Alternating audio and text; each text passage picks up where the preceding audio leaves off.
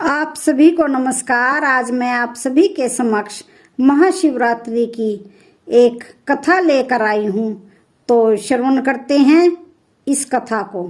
महाशिवरात्रि का दिन भगवान शिव के आशीर्वाद को प्राप्त करने का दिन है। इस दिन व्रत रखते हैं और शिव परिवार की पूजा करते हैं। पूजा के दौरान महाशिवरात्रि व्रत कथा को सुनना फलदायी होता है। एक बार माता पार्वती ने भगवान शिव शंकर से पूछा कि आपकी कृपा पाने के लिए कौन सा सबसे सरल व्रत और पूजा है। तब भगवान भोलेनाथ ने माता पार्वती को शिवरात्रि व्रत की महिमा, व्रत और पूजा विधि बताई। उसके साथ ही उन्होंने महाशिवरात्रि व्रत की कथा भी सुनाई। तो महाशिवरात्रि की व्रत कथा सुनते हैं। महाशिवरात्रि व्रत कथा। प्राचीन काल में एक शिकारी जानवरों का शिकार करके अपने कुटुंब का पालन पोषण करता था। एक रोज वह जंगल में शिकार के लिए निकला, लेकिन दिन भर भाग दौड़ करने पर भी उसे कोई शिकार प्राप्त नहीं हुआ। वह भूख प्यास से व्याकुल होने लगा। शिकार की बाट निहारता निहारता वह एक तालाब के किनारे बेल वृक्ष पर अपना पड़ाव बनाने लगा। बेल वृक्ष के नीचे शिवलिंग था, जो बेल पत्रों से ढका हुआ था। शिकारी को इस बात का ज्ञान नहीं था। पड़ाव बनाते बनाते उसने जो टहनियां तोड़ी, वे संयोग से शिवलिंग पर जा गिरी। शिकार की राह देखता देखता वह बेल के पेड़ से पत्ते तोड़ तोड़ कर शिवलिंग पर अर्पित करता गया। दिन भर भूखे प्यासे शिकारी का व्रत भी हो गया और शिवलिंग पर बेलपत्र भी चढ़ गए। इस तरह वह अनजाने में किए गए पुण्य का भागी बन गया। रात्रि का एक पहर व्यतीत होने पर एक गर्भिणी मृगी तालाब पर पानी पीने आई। शिकारी ने धनुष पर तीर चढ़ाकर जो ही प्रत्यंचा खींची, मृगी बोली, शिकारी मुझे मत मारो, मैं गर्भिणी हूँ, शीघ्र ही प्रसव करूंगी। तुम एक साथ दो जीवों की हत्या करोगे, जो ठीक नहीं है। मैं अपने बच्चे को जन्म देकर शीघ्र ही तुम्हारे पास वापिस आ जाऊंगी, तब तुम मुझे मार लेना। शिकारी को हिरनी सच्ची लगी। उसने तुरंत प्रत्यंचा ढीली कर दी और मृगी झाड़ियों में लुप्त हो गई। कुछ समय उपरांत एक और मृगी उधर से निकली। शिकारी बहुत खुश हुआ कि अब तो शिकार मिल गया। समीप आने पर उसने धनुष पर बाण चढ़ाया। मृगी ने विनम्रता पूर्वक निवेदन किया कि हे शिकारी, मैं थोड़ी देर पहले ही ऋतु से निवृत्त हुई हूँ, कामातुर विरहिणी हूँ, अपने प्रिय की खोज में भटक रही हूँ। मैं अपने पति से मिलकर शीघ्र ही तुम्हारे पास आ जाऊंगी। शिकारी ने उसे भी जाने दिया। 2 बार अपने शिकार को उसने स्वयं खो दिया। उसका माथा ठनका, वह चिंता में पड़ गया। रात्रि का आखिरी पहर बीत रहा था। तभी एक अन्य मृगी अपने बच्चों के साथ उधर से निकली। शिकारी के लिए यह स्वर्णिम अवसर था। उसने धनुष पर तीर चढ़ाने में देर नहीं लगाई। वह तीर छोड़ने ही वाला था कि मृगी बोली, हे शिकारी, मैं इन बच्चों को पिता के हवाले करके लौट आऊंगी, इस समय मुझे मत मार। शिकारी हंसा और बोला, सामने आए शिकार को छोड़ दूं? मैं ऐसा मूर्ख नहीं हूँ। इससे पहले मैं 2 बार अपना शिकार खो चुका हूँ।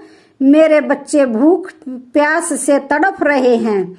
उत्तर में मृगी ने फिर कहा, जैसे तुम्हें अपने बच्चों की ममता सता रही है, ठीक वैसे ही मुझे भी अपने बच्चों की चिंता है। इसलिए सिर्फ बच्चों के नाम पर मैं थोड़ी देर के लिए जीवन दान मांग रही हूँ। हे शिकारी, मेरा विश्वास कर, मैं इन्हें इनके पिता के पास छोड़कर तुरंत लौटने की प्रतिज्ञा करती हूँ। मृगी का दीन स्वर सुनकर शिकारी को उस पर दया आ गई। उसने उस मृगी को भी जाने दिया। शिकार के अभाव में बेल वृक्ष पर बैठा शिकारी बेलपत्र तोड़ तोड़ कर नीचे फेंकता जा रहा था। पौ फटने को हुई तो एक हष्ट पुष्ट मृग उसी रास्ते पर आया। शिकारी ने सोच लिया कि इसका शिकार वह अवश्य करेगा। शिकारी की इतनी प्रत्यंचा देखकर मृग विनीत स्वर में बोला, हे शिकारी भाई, यदि तुमने मुझसे पहले आने वाली 3 मृगियों तथा छोटे छोटे बच्चों को मार डाला है तो मुझे भी मारने में देर न करो, ताकि उनके वियोग में मुझे एक क्षण भी दुख न सहना पड़े। मैं उन मृगियों का पति हूँ। यदि तुमने उन्हें जीवन दान दिया है तो मुझे भी कुछ क्षण जीवन दान देने की कृपा करो। मैं उनसे मिलकर तुम्हारे सामने उपस्थित हो जाऊंगा। मृग की बात सुनते ही शिकारी के सामने पूरी रात का घटना चक्र घूम गया। उसने सारी कथा मृग को सुना दी। तब मृग ने कहा, मेरी तीनों पत्नियां जिस प्रकार प्रतिज्ञाबद्ध होकर गई है, मेरी मृत्यु से अपने धर्म का पालन नहीं कर पाएंगी। अतः जैसे तुमने उन्हें विश्वास पात्र मानकर छोड़ा है, वैसे ही मुझे भी जाने दो। मैं उन सब के साथ तुम्हारे सामने शीघ्र ही उपस्थित हो जाऊंगा। उपवास, रात्रि जागरण तथा शिवलिंग पर बेलपत्र चढ़ाने से शिकारी का हिंसक हृदय निर्मल हो गया था। उसमें भगवत शक्ति का वास हो गया था। धनुष तथा बाण उसके हाथ से छूट ही गए। भगवान शिव की अनुकंपा से उसका हिंसक हृदय कारुणिक भावों से भर गया। वह अपने अतीत के कर्मों को याद करके पश्चाताप की ज्वाला में जलने लगा। थोड़ी ही देर बाद मृग सपरिवार शिकारी के सामने उपस्थित हो गया ताकि वह उनका शिकार कर सके। किंतु जंगली पशुओं की ऐसी सत्यता, सात्विकता एवं सामूहिक प्रेम भावना को देखकर शिकारी को बड़ी ग्लानि हुई। उसके नेत्रों से आंसुओं की झड़ी लग गई। उस मृग परिवार को न मारकर शिकारी ने अपने कठोर हृदय को जीव हिंसा से हटा दिया। सदा के लिए कोमल एवं दयालु बना लिया अपने हृदय को। देवलोक से समस्त देव समाज भी इस घटना को देख रहा था। घटना की परिणति होते ही देवी देवताओं ने पुष्पों की वर्षा की। तब शिकारी तथा मृग परिवार मोक्ष को प्राप्त हुए। महाशिवरात्रि व्रत की पूजा विधि। महाशिवरात्रि के पर्व को फाल्गुन मास के कृष्ण पक्ष की चतुर्दशी तिथि को बेहद उत्साह के साथ मनाया जाता है।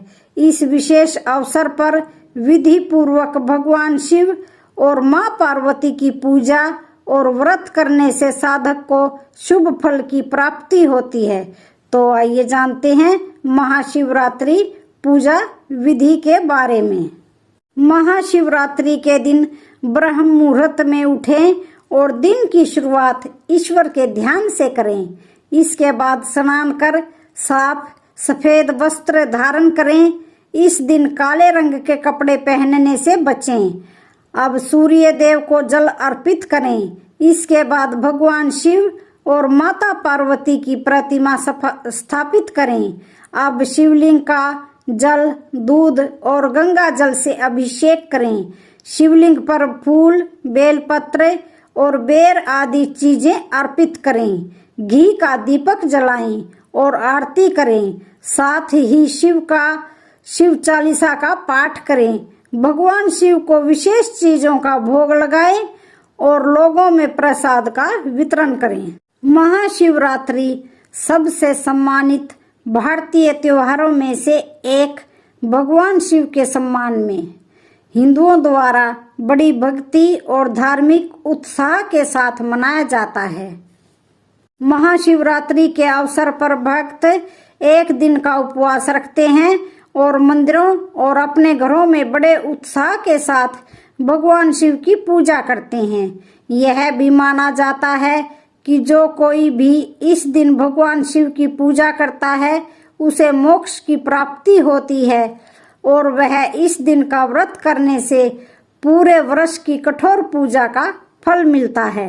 कहा जाता है कि भगवान शिव अत्यंत भोले हैं, जो भक्तों की सच्ची श्रद्धा और पुकार सुनकर उनकी मनोकामना अवश्य पूरी करते हैं।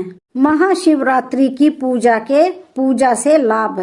कहा जाता है कि भगवान शिव का अभिषेक किसी की आत्मा को शुद्ध करता है।